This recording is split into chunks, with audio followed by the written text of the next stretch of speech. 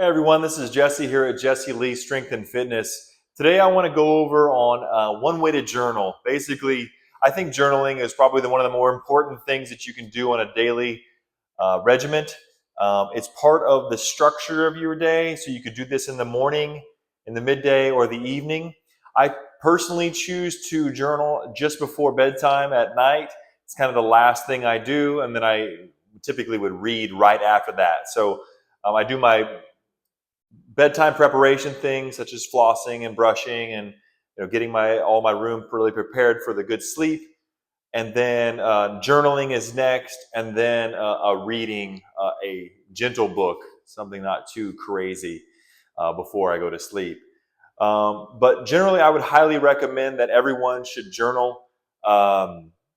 It's a great way to get to know the inner self, as well as to kind of structure your kind of the way you perceive yourself, the way you perceive your day, the way you see your body and your mind. So I want to go over with you just some practices that work really well for me, and I hope that they can help you make that jump from maybe somebody who wants to journal and becomes a journaler, or maybe you're a journaler who's struggling. But this is really a video for all of you who not only are into fitness and strength, but also the other aspects of a holistic wellness and health. And I think the journaling practice is a major kind of participant in the psychological stability that we all shoot for. So it's described here as one way to journal. And basically what I'll do is I'm just using a regular old notebook for my practice. And what I do is I just put the time. Every day I write down exactly when I'm kind of in bed. So that gives me a reference of where I am in space and time.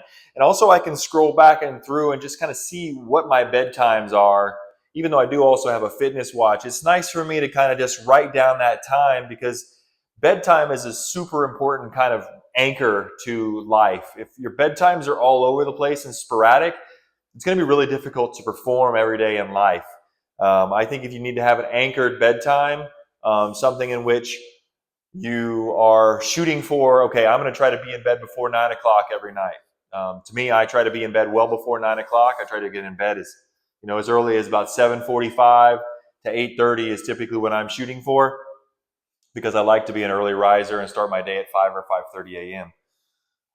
So I put the time on there, and then the next is the date. So I'll typically, do the date. So, whatever it is, 7/6/25, and then, it'd be Monday or Tuesday or whatever that day of the week is. That kind of gives me understanding where I am in time and space. Because we can kind of just drift through life without even really knowing what day it is. I don't think that's the great way to live either. And then the next one here is a mind-body score. This one's going to be something where I do a scale of 1 to 10, 1 being really crappy, 10 being excellent. And I both rate like my mind, basically how I was thinking, what my mood was like, my clarity, and then my body typically is encompassing things like energy, aches and pains, and those types of things.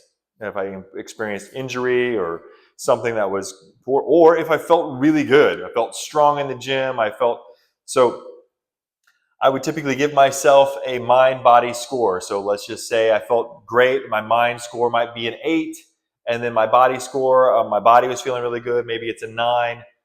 And then just underneath that, I do a mind-body summary. And so in the margins over here, I'm going to go ahead and summarize that. So it could be, I woke up feeling kind of low.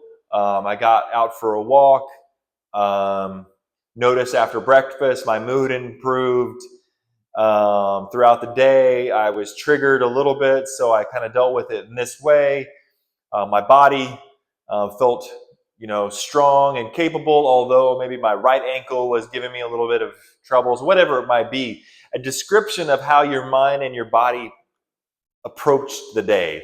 So if you felt really good, that'd be something to describe, or if you felt really bad, it'd be like, go into that. Let's describe it a little bit more clearly. And I use that to kind of just get an idea about where I am in my body and in my mind. Okay, so that's a really important metric.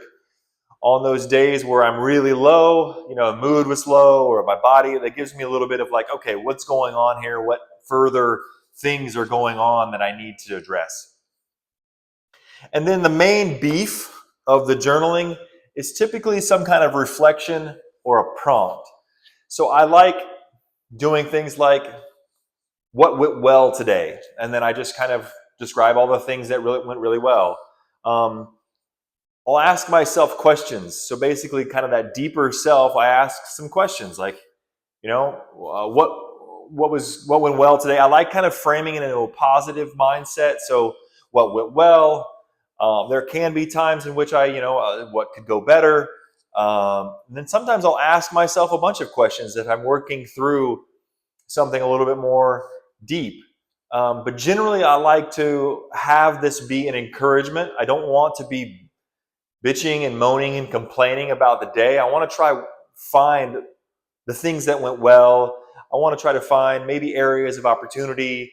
But I want this to be, I think about this as the architecture of yourself. So if you're wanting to become something, have the writing and your reflections be about that becoming. Okay, that's an important part of this. So we want a journal to become that self, that internal dialogue needs to be expressed in space. So that's a really important part of this process. So journaling is a way to kind of have that dialogue with your deeper consciousness. And then after I do that, I typically only about a page or page and a half.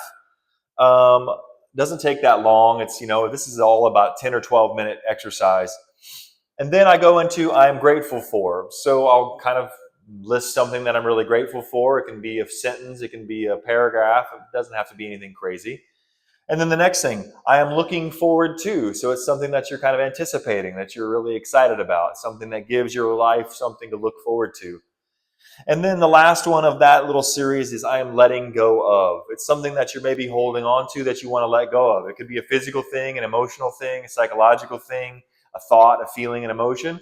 So just that act of writing it down and saying, I'm letting go of this.